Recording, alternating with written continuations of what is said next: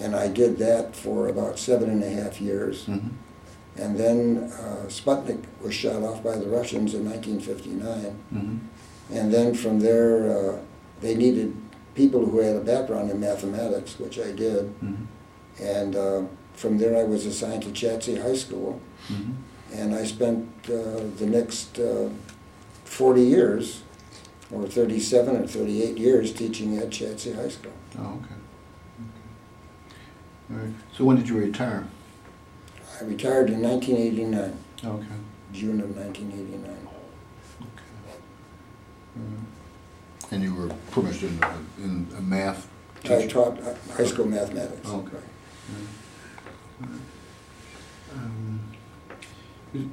We sort of covered quite a bit, quite a bit of ground. Is there something that we haven't touched base on that you want to? I think you've touched them all. Okay. I have about maybe one or two more questions.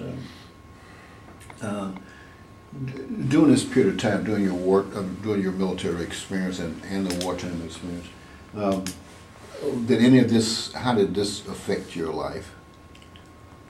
Well, if I recall, when I was teaching out at Great Lakes, Mm-hmm. Of course, my wife was with me while I was teaching out there, Mm-hmm. and as it would happen, kind of interesting thing happened. She was pregnant at the time, and we were kind of concerned of the fact that our partner was in Chicago. Mm-hmm. And if she needed, if she was going to,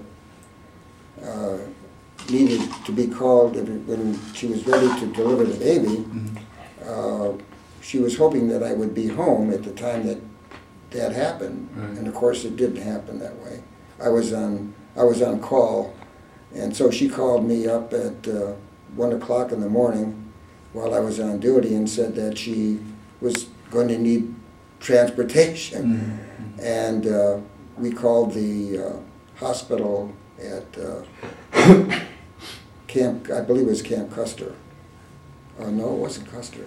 It wasn't That's in Custer. No, Michigan. that's in Michigan.